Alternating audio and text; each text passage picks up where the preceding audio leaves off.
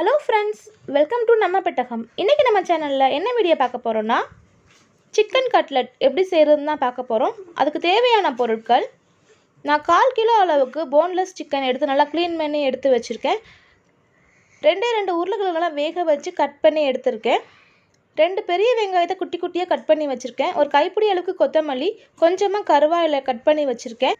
1 teaspoon இஞ்சி பூண்டு விழுது, 1 டீஸ்பூன் மிளகாய்த்தூள், 1/2 டீஸ்பூன் சீரகத்தூள், 1/2 டீஸ்பூன் மிளகுத்தூள், 1/4 டீஸ்பூன் மஞ்சள் தூள், தேவையான அளவு உப்பு எடுத்து வச்சுருக்கேன். இப்போ நம்ம இந்த எடுத்து வச்சுருக்க போன்லெஸ் சிக்கனை மிக்சியில் நல்லா அரைச்சிட்டு வந்துடலாம்.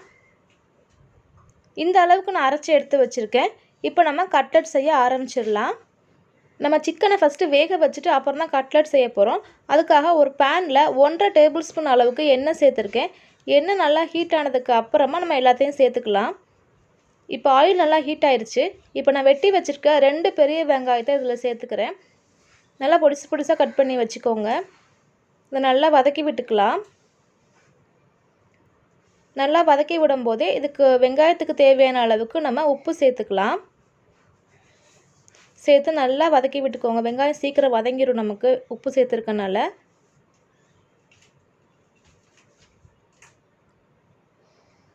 நல்லா வதங்கிட்டுருக்கு. இப்போ இதில் நம்ம வெட்டி வச்சுருக்க கருவேப்பிலையும் இதில் சேர்த்துக்கலாம். சேர்த்து நல்லா வதக்கி விட்டுக்கலாம். வெங்காயம் நல்லா கண்ணாடி மாதிரி வர வரைக்கும் நம்ம வதக்குனா போதும். ரொம்ப வேகணும்னு அவசியம் இல்லை. நம்ம பொரிக்க தான் போகிறோம். அதனால் கண்ணாடி மாதிரி நமக்கு வதங்கினா போதும். இப்போ இதில் எடுத்து வச்சுருக்க 1 டீஸ்பூன் இஞ்சி பூண்டு விழுதையும் சேர்த்துக்கலாம். சேர்த்து இஞ்சி பூண்டோட பச்சை வாசனை போகிற வரைக்கும் நல்லா வதக்கி விட்டுக்கலாம். இப்போ இஞ்சி பூண்டோட பச்சை வாசனை நல்லா போயிடுச்சு. இப்போ இதில் மசாலா தூள்லாம் சேர்த்துடலாம். மஞ்சள் தூள், மிளகுத்தூள், சீரகத்தூள், மிளகாய்த்தூள் எல்லாத்தையும் சேர்த்து நல்லா நம்ம வதக்கி விட்டுக்கலாம். சிம்மில் வச்சு வதக்கி விடுங்க, இல்லைனா மசாலா சீக்கிரமாக கரிஞ்சிடும் நமக்கு. இப்போ எல்லாமே நல்லா வதங்கி வந்துருச்சு நமக்கு. இந்த ஸ்டேஜில் நம்ம அரைச்சி வச்சுருக்க சிக்கனையும் இதோட சேர்த்துடலாம். சேர்த்து நல்லா மிக்ஸ் பண்ணி விட்டுக்கோங்க. மசாலாவும் சிக்கனும் நல்லா மிக்ஸ் ஆகிற மாதிரி இப்படி குத்தி விட்டிங்கன்னா சீக்கிரமாக நமக்கு மிக்ஸ் ஆகி வந்துடும். பாருங்கள், இந்த அளவுக்கு நல்லா மிக்ஸ் பண்ணி விட்டுக்கோங்க. நல்லா மிக்ஸ் பண்ணி விட்டதுக்கு அப்புறமா ஒரு மூடி போட்டு மூடி வச்சு ஒரு 5 நிமிஷத்துக்கு மீடியம் ஃப்ளேமில் நல்லா வேக விட்டு எடுத்துருங்க. அதில் உள்ள தண்ணிலாம் நமக்கு வெளியில் வந்துடும். இப்போ 5 நிமிஷம் ஆயிடுச்சு. நான் ஓப்பன் பண்ணி பார்க்குறேன். சிக்கன் எல்லாமே நல்லா வெந்துருச்சு நமக்கு. பாருங்கள், தண்ணி எல்லாம் வெளியில் வந்து நல்லா ட்ரை ஆகிடுச்சு. இப்போ ஸ்டவ் ஆஃப் பண்ணிவிட்டு இதை நல்லா ஆற வச்சுக்கலாம். ஆற வச்சதுக்கப்புறமா நம்ம கட்லெட் செய்ய ஆரம்பிச்சிடலாம். இப்போ ஒரு 1/4 மணி நேரமாக அது நல்லா ஆறிடுச்சு. இப்போ நான் இதை கையாலேயே பெருசாக இருக்க கட்டியெல்லாம் உடச்சி விட்டுக்கிறேன். அப்போ தான் நமக்கு கட்லெட் நமக்கு வாயில் படும்போது நல்லாயிருக்கும். இதில் நான் வெட்டி வச்சுருக்க மல்லி இலையையும் வேக வச்சு எடுத்துருந்த உருளைக்கிழங்கையும் சேர்த்து நல்லா பிசைஞ்சு எடுத்துட்டேன். பாருங்கள், நல்லா இந்த அளவுக்கு பிசைஞ்சு எடுத்துட்டேன். இப்போ நம்ம இதில் கட்லெட் செஞ்சிடலாம்.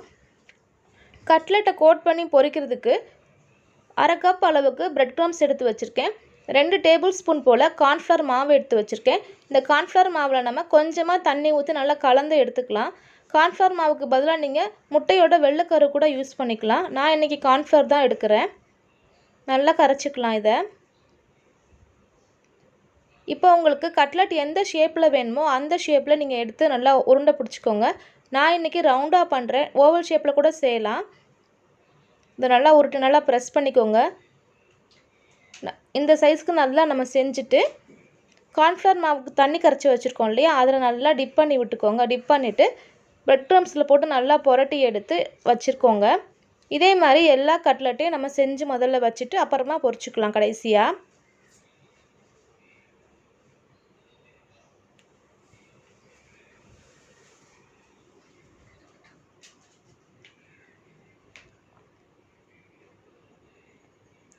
எல்லாத்தையும் நான் உருட்டி வச்சுட்டேன். இப்போ ஆயில் நல்லா ஹீட் ஆகிடுச்சு.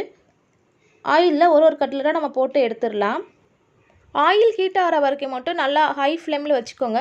கட்லெட்டை போடும்போது மீடியம் ஃப்ளேமில் வச்சுக்கோங்க, இல்லைன்னா சீக்கிரமாக கரிஞ்சிடும், உள்ளே நமக்கு வேகாத மாதிரி ஆகிடும். எல்லாத்தையும் போட்டு நல்லா பொரிச்சு எடுத்துடலாம். ஃபஸ்ட்டு ஒரு நிமிஷத்துக்கு அதை டிஸ்டர்ப் பண்ணாமல் அப்படியே விட்டுருங்க. அதுக்கப்புறம் நம்ம திருப்பி போட்டுக்கலாம்.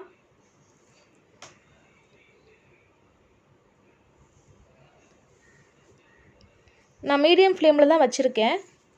அது நல்லா கோல்டன் ப்ரௌன் ஆற வரைக்கும் நம்ம எடுத்துடலாம். இப்போ எல்லாமே நல்லா கோல்டன் ப்ரௌனில் வந்துருச்சு பாருங்கள். இப்போ எல்லா கட்லெட்டும் நம்ம வெளியில் எடுத்துடலாம். பாருங்கள் எவ்வளோ அழகாக வந்திருக்குன்னு சொல்லிட்டு. வெளியில் நல்லா கிறிஸ்பியாக இருக்கும், உள்ளக்க நல்லா சாஃப்டாக இருக்கும் நமக்கு. இதே மாதிரி எல்லா மாவுலையும் நம்ம கட்லெட் செஞ்சு வச்சிடலாம். இதே மாதிரி நீங்களும் உங்கள் வீட்டில் ட்ரை பண்ணி பாருங்கள். ட்ரை பண்ணி பார்த்துட்டு எப்படி இருந்தது உங்களுக்கு கமெண்ட்ஸை எனக்கு சொல்லுங்கள். இந்த வீடியோ உங்களுக்கு பிடிச்சிருந்துச்சுன்னா என்னுடைய சேனலை லைக் பண்ணுங்கள், ஷேர் பண்ணுங்கள், கமெண்ட் பண்ணுங்கள். இது வரைக்கும் நம்ம சேனலை நீங்கள் சப்ஸ்கிரைப் பண்ணாமல் இருந்தீங்கன்னா சப்ஸ்கிரைப் பண்ணிக்கோங்க. அப்படியே கூட இருக்க பெல் பட்டனையும் கிளிக் பண்ணி வச்சுக்கோங்க. தேங்க்யூ.